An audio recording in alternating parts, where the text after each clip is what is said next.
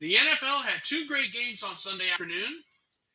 The 111-win Los Angeles Dodgers are history, along with the reigning world champion Atlanta Braves. The Cleveland Guardians lose tonight, forcing a Game 5 tomorrow night in New York against the Yankees. The Houston Astros are the only team that had no problem in the League Division Series. We also had a classic in college football on Saturday, and the NASCAR Cup Series today was in Las Vegas. I will have all of that tonight, including a little bit more, and we will start the show right after this.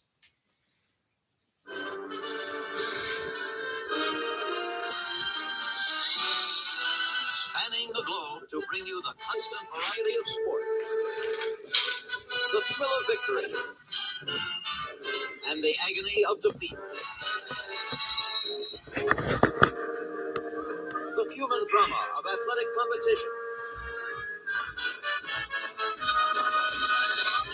This is ABC's Wide World of Sport.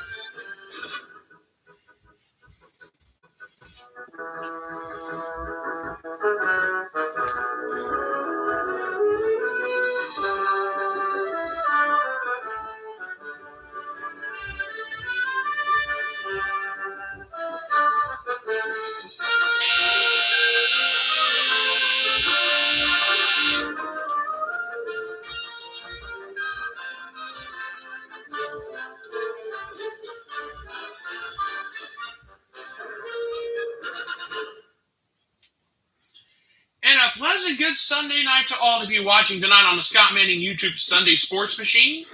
I thank you so much for being with me. We're just going to jump right into it because we have a lot to talk about tonight. In the game that you just saw, the Philadelphia Eagles beat the Dallas Cowboys 26-17, and the Eagles now have a real stranglehold on the NFC East. Jalen Hurts, 15 to 25, 155 yards, 2 touchdowns. Not spectacular, but they got it done. He got it done. Miles Sanders, 18 carries, 71 yards, and a touchdown. A.J. Brown, 5 catches, 67 yards, and a touchdown of his own. And Devontae Smith, 5 catches, 44 yards, and a touchdown of his own. The Eagles did not have a lot of offense tonight, but they really didn't need it. Cooper Rush, 18 to 38, 181 yards, a touchdown. He was picked off 3 times. Ezekiel Elliott from Ohio State, 13 carries, 81 yards, and a touchdown. And Jake Ferguson, 4 catches, 40 yards, and a touchdown in the game. Let's think about this a second. The Philadelphia Eagles, 22 first downs, 268 yards total offense. But the Cowboys had committed 3 turnovers, and they were very costly. The Cowboys were down 20-3 at the end of the first half. They had nothing in the first half, and they just could not catch up. The Cowboys were behind the 8 ball all night. I'm sorry, but that's the way it is. They went into Philadelphia, and think about it. The Eagles were riding high because of the Phillies after beating the Braves, and I'll get to that in a few minutes. The Cowboys had nothing tonight. That's just all there is to it. Just short and sweet. The Cowboys could not capitalize. I mean, 10 penalties, 72 yards, 3 turnovers. Of course, you're probably going to lose a ball game with numbers like that. But my hat's off to the Eagles. They pounced early, up 20-0 at one point, up 20-3 at the end of the first half. It was just too insurmountable for the Cowboys tonight. A great win for the Eagles. They are now 6-0 on the season. They got 2 more games before the bye week. Great job by the Philadelphia Eagles tonight. And that's all I have to say about the game tonight. All right. That was the Sunday night main event. But the Sunday afternoon main event was a 425 battle that had everybody talking. The Buffalo Bills and the Kansas City Chiefs. The Bills won 24-20. The Buffalo Bills, they corrected their mistakes from that playoff game back in January. I have not forgotten about. Josh Allen, 27 of 40, 329 yards, 3 touchdowns. Stephon Diggs, what a day for him. 10 catches, 148 yards, and a touchdown. Gabe Davis, he caught a crazy pass himself. 3 catches, 74 yards, and a touchdown. And Dawson Knox, he stepped up today. 3 catches, 37 yards, and he had a touchdown in the game. Von Miller, used to be with the Denver Broncos, now he's in Buffalo. 2 sacks, 2 tackles for loss in the game this afternoon. And Shaq Lawson, 1 sack, 1 tackle for loss. But as for the Kansas City Chiefs, Patrick Mahomes, 25 of 40, 338 yards, 2 touchdowns, and an interception. Juju Smith-Schuster, 8 catches, 113 yards, and a touchdown. Travis Kelce, he stepped up. 8 catches, 108 yards. That was it for him. Mecole Hardman, 3 catches, 42 yards, and a touchdown. And Chris Jones, 1 sack, 1 tackle for loss. The Buffalo Bills can thank center back Taron Johnson for the interception with 51 seconds left. This time, it was the Bills making the plays down the stretch. This time, the Bills were the one who answered the bell in the second half. I saw games I saw this game. This was going to be crazy right from the start. Me and my sister were actually watching the game together for a while. Personally, myself, I didn't care who won. But this game was just one doggone thing after another. Home run balls. We saw a 62-yard field goal made today by the Kansas City kicker. I forgot his name. He nailed a 62-yarder. Then just a few minutes later, he missed a 51-yarder. You figure that out.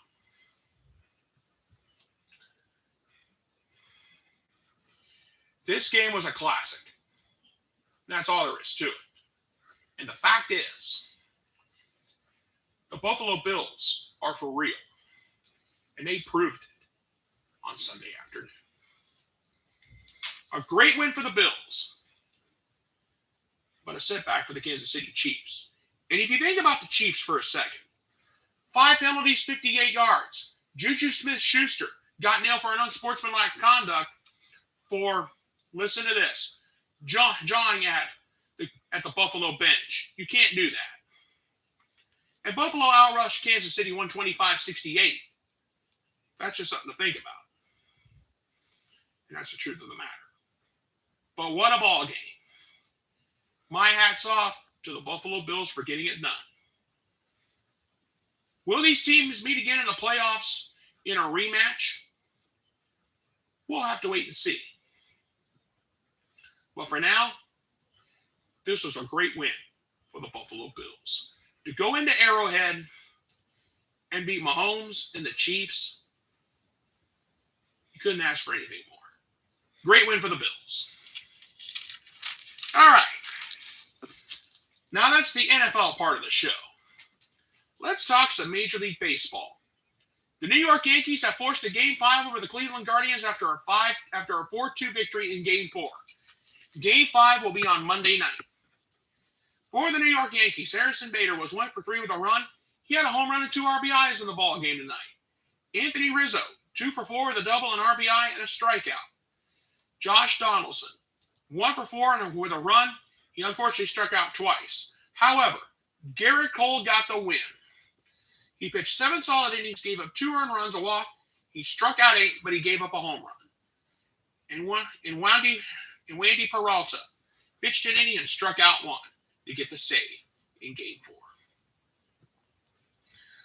As for the Cleveland Guardians, it was a setback. Stephen Kwan, 1 for 3 with a run and a walk. Jose Ramirez, 1 for 4 with an RBI and 2 strikeouts. Andres Gimenez, 1 for 4 with a strikeout in the game. Cal Quantrill got the loss tonight at the worst possible time. He pitched 5 innings, gave up 4 hits, 3 earned runs. He walked 1, struck out 3, and gave up a home run. Game 5 is in New York, and I've got the Game 5 starting pitchers have already been announced. So here are your Game 5 starters. For the Cleveland Guardians, Aaron Seville is going to be going for the Guardians. He has a 5-6 record with a 4.92 ERA. And he will be facing Jamison Talion in a 14-5 record during the season with a 3.91 ERA. This is the fifth and deciding game. The only ball game that's going to be played on Monday. Remember, they got washed out on Thursday. The winner of this series gets to face the Houston Astros in the ALCS starting next week. I'll tell you what, this is going to be a battle. And that's the bottom line of the matter. Good win for the Yankees. The Guardians and Yankees play Game 5 at Yankee Stadium. You know that stadium's going to be jumping. And everybody knows it. Good win for the Yankees. Now the Guardians. Remember, this is now, the situation is this. One game. Winner take all. And that's all there is to it.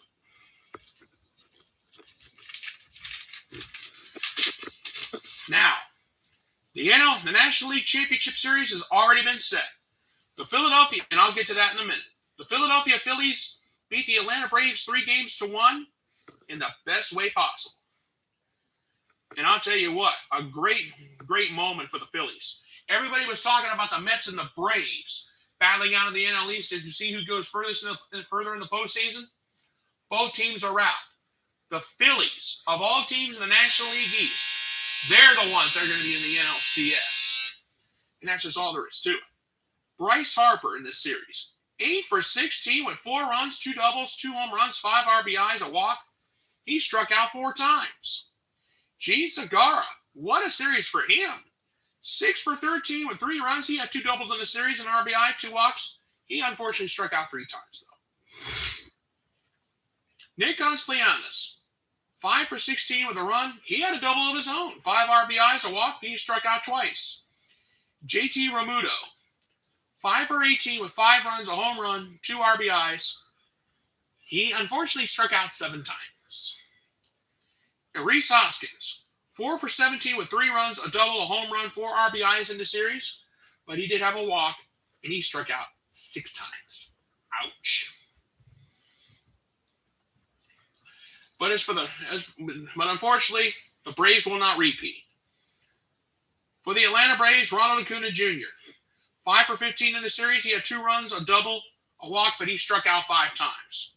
Travis d'Arnaud, 6 for 16 in the series with 2 runs, 2 doubles, 2 home runs, 5 RBIs, but he struck out 4 times. Matt Olson, 4 for 12, 2 home runs, 5 RBIs, 5 walks. He unfortunately struck out 4 times.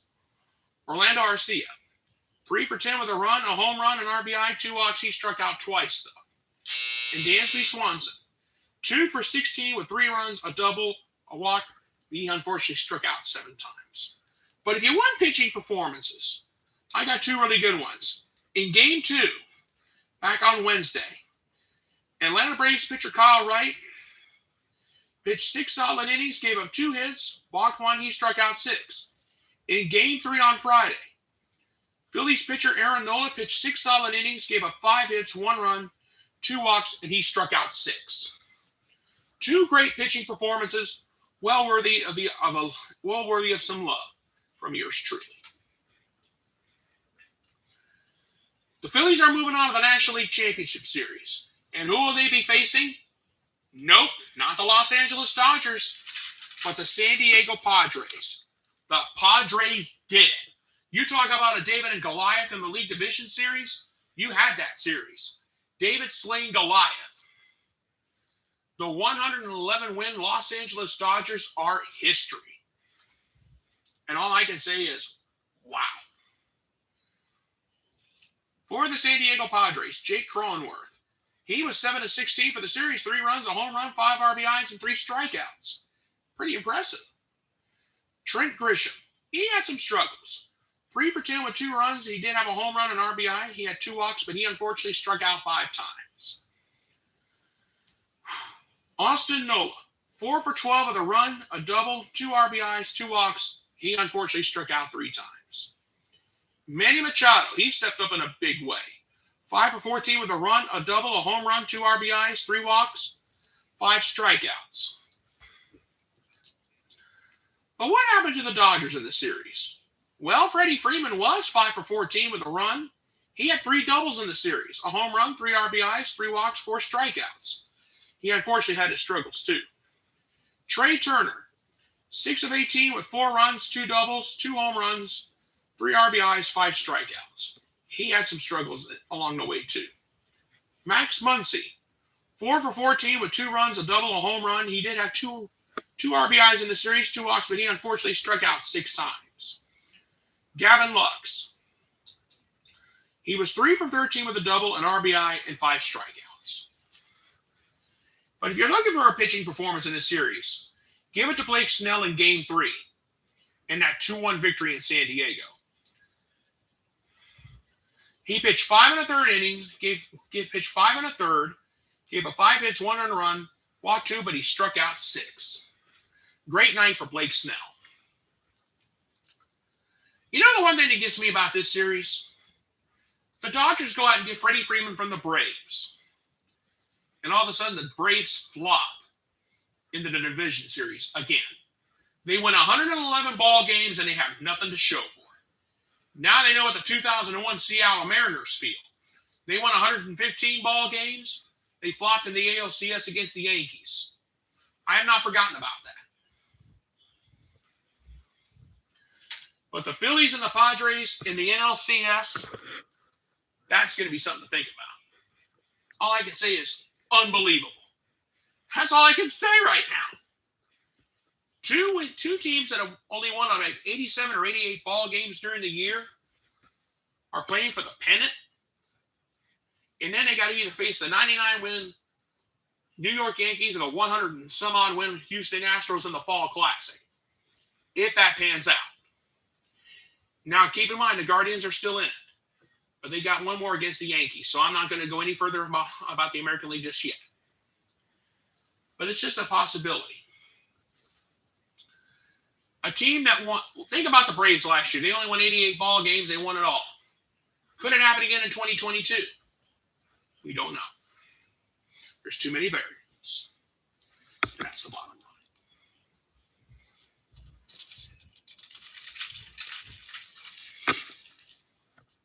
Now, the Houston Astros were the only team that got a 3-game sweep over the Seattle Mariners.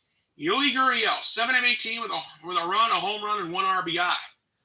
Doesn't sound like much, but that's what he did. Alex Bregman, 5 for 15 with a double, a home run, 3 RBIs, a walk, and 2 strikeouts. Jordan Alvarez, 4 for 15 with 3 runs, a double, 2 home runs, 7 RBIs. A great game. Great series for him. But he did have a walk and struck out twice. Kyle Tucker, 4 for 15 with a run, 1 home run, an RBI, and 7 strikeouts. He had a pretty good series, too. There we go. For the Seattle Mariners, Eugenio Suarez, 3 for 11 with 2 runs, a home run, an RBI, a walk, and 2 strikeouts. Ty France, 4 for 16 with a double, 2 RBIs. He had a walk. He unfortunately struck out 5 times. Julio Rodriguez, he was 4 for 16 with 3 runs. He had 3 doubles in the series. He even had a triple. He had 2 RBIs, 2 walks, but he did strike out 5 times. Mitch Hagner, 3 for 12 with a run, a double, 2 walks, but he did strike out 3 times. But if you're looking for pitching performances, I got 2 of them. And I'm going to tell you, all right, I'm going to tell you up front. It's from that 1-0 18-inning marathon game that happened in Game 3 on Friday. That happened in Game 3 on Friday. I think, no. It was actually Game 3 on, I think it was. No, it was Friday. No, it's actually Saturday night. I'm sorry, I got so much going on in my mind right now. Okay. In Game 3, Luis Garcia pitched 5 innings. He gave up 2 hits and he struck out 6. That was in the second half of that 1-0 18-inning doubleheader, one game battle. But Lance McCullers Jr., in the first part of that 18-inning marathon game, he pitched 6 innings, gave up 2 hits, walked 2. He struck out 7. So those 2 get my pitching performances. Now, I know it's both of them are game 3. Garcia got the win. McCullers got the no decision. But a great victory for the Astros. They move on to the ALCS. They got to wait to see who they're going to face. They got to wait and see who they face. Because the Yankees and the Guardians have one more in New York on Monday night. The bottom line is this. The Astros will either play the Yankees or the Guardians. And that's all I have to say about that. Now let's move on to college football. Folks, we had an instant classic on Saturday afternoon. Number 3, Alabama. Number 6, Tennessee. Tennessee pulled off an upset in Knoxville, 52-49. Hendon Hooker. Somebody needs to give him the key to the city of Knoxville. 21 of 30, 385 yards, 5 touchdowns. He was picked off once. Jabari Small. 13 carries, 12 carries, 53 yards, and a touchdown. Jalen Hyatt. 6 catches, 207 yards. He got all 5 of Hooker's touchdown passes in the game. And Amari Thomas, 1 sack, 1 tackle for loss in the ball game. Alabama's Bryce Young was back. He was 35 of 52 for 455 yards and 2 touchdowns. Jahmyr Gibbs, 24 carries, 103 yards. He ran the ball. He ran for 3 scores himself. Cameron Latu, 6 catches, 90 yards, and a touchdown. Ja'Cory Brooks, 6 catches, 79 yards, and a touchdown of his own. And DJ Dale, 1 sack, 1 tackle for loss. Chase McGrath also should get a share of the key of the city to the city of Knoxville after he nailed that 40-yard game winner. I think everybody was going to buy him a meal from now on. He's going to get free meals. He's going to be set for life after that one, especially down in Knoxville. But there's a few other things to think about. Alabama was penalized 17 times for 130 yards. And think about the season for Alabama. They'd only given up 12.5 points per game. They gave up 52 against Tennessee. They'd only given up 84.5 rushing yards per game. They gave up 182 against Tennessee. And the pass, they'd given up 166.3 pass yards per game. They gave up 385. And yards per game, they were averaging 250.8. They gave up 567 against Tennessee.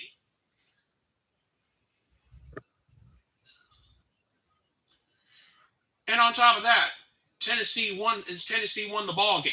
And that's despite the fact that Tennessee only had the ball for 22 minutes. But enough of the stats talk. I'm going to tell you something. Alabama, Tennessee on Saturday, that game was a classic. If you don't like college football and you're watching a game like that, you need your head examined or you need to see a doctor. That game was a classic. I don't care what anybody else says. And I've also found out the University of Tennessee was fined $100,000 for the field storming on Saturday. You know what? If I was the president of the university, I would gladly write that check for $100,000. I'd hand it to the SEC and I'd say, here, we waited 15 years for this moment, but we finally shut Bama up. And that's all there is to it. And the goalposts that came crashing down, they ended up in the Tennessee River. And now the university is looking for some funds to buy new goalposts to replace the ones that were ripped down by the student body after that game.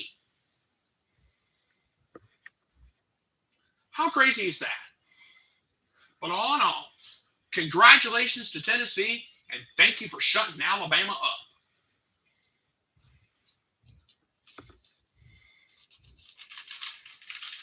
But we had 2 more classics on Saturday.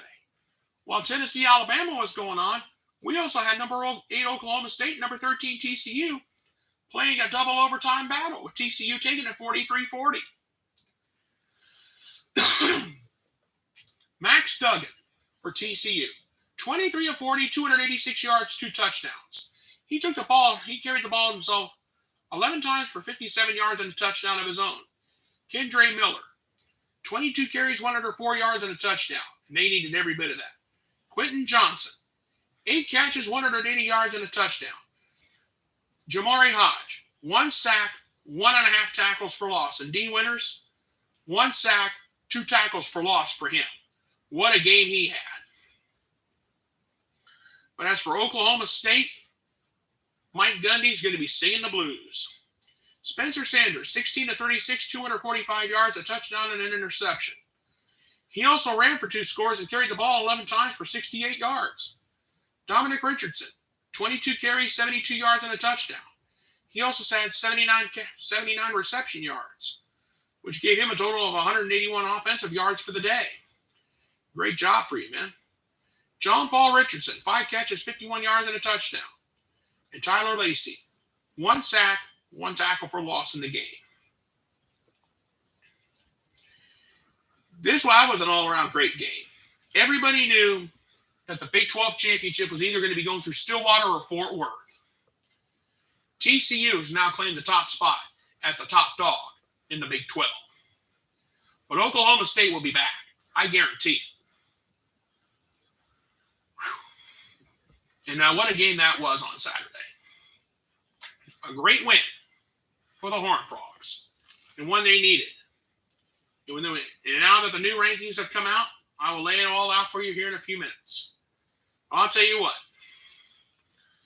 Give some love to the defense for TCU.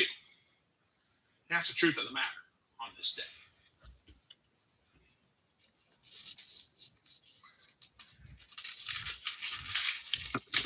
Now let's go Saturday night prime time. Number 7 USC, number 20 Utah. Utah had to have this game. They had to have it.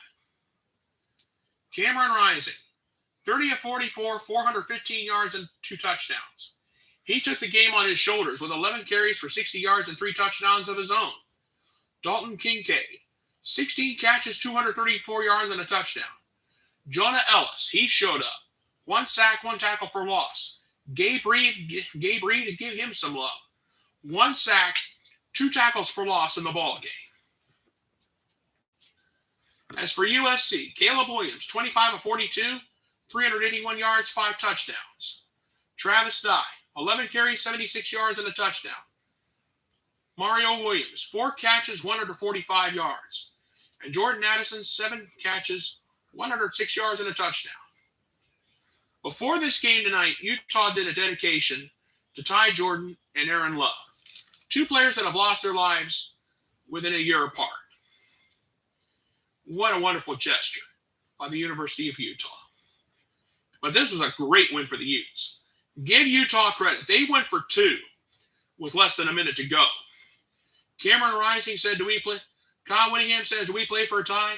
Cameron Rising said, let's go for 2 and go for the win. And I'll tell you what, Kyle Winningham and Cameron Rising made the smart move.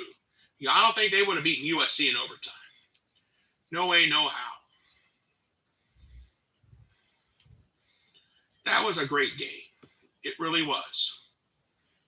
I'm going to say it now. My hats go off to Utah. But the USC defense forgot to answer the bell.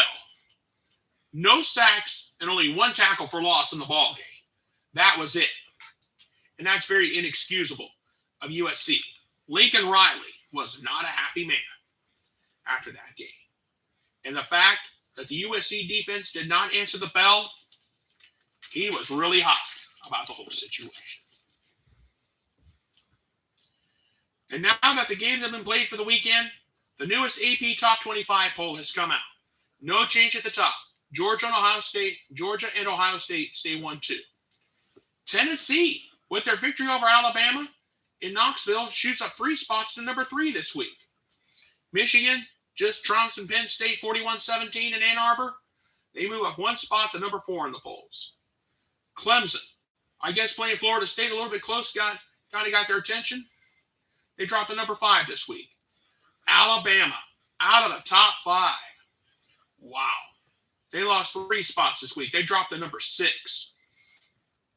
Ole Miss comes in at number 7 this week. They shot up 2 spots.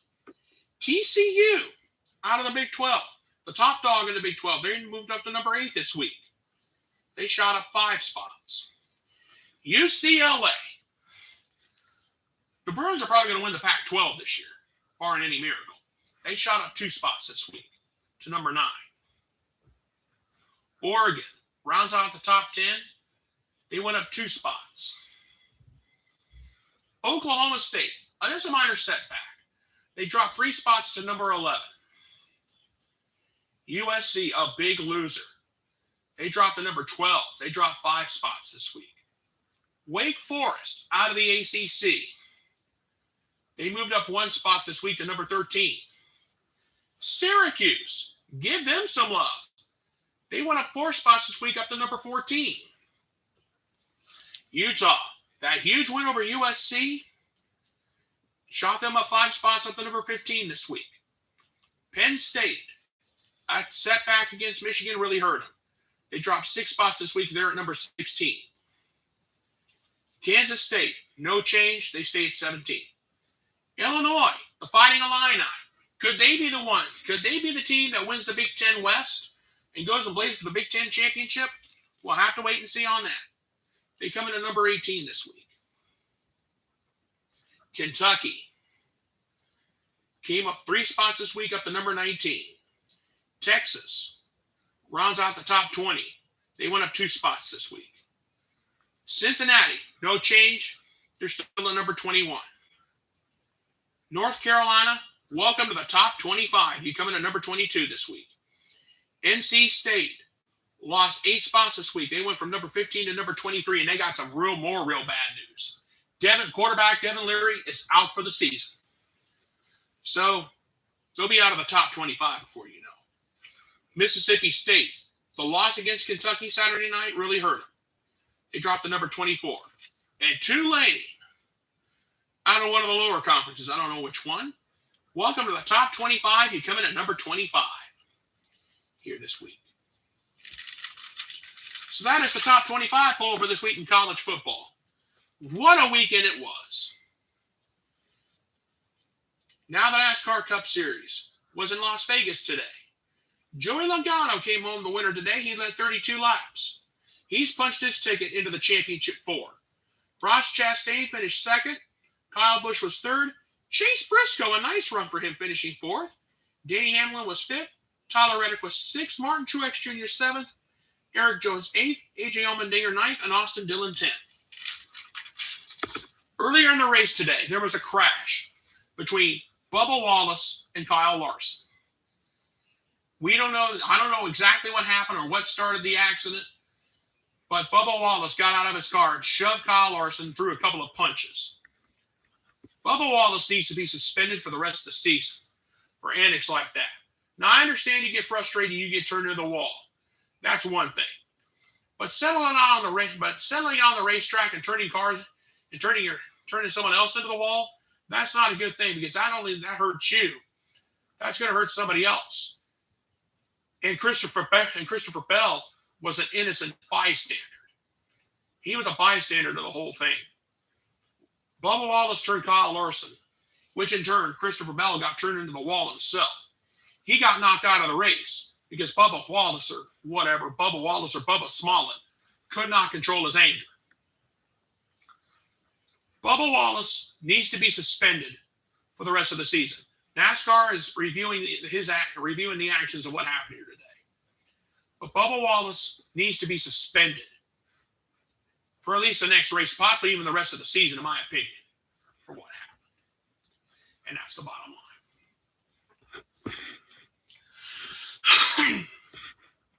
And now, ladies and gentlemen, it is now time for my closing thoughts on this weekend. This weekend was crazy from start to finish, like I said it would be. Did this weekend of craziness live up to the hype? Oh, yeah. Tennessee knocking off Alabama was the highlight. That was the highlight of the weekend.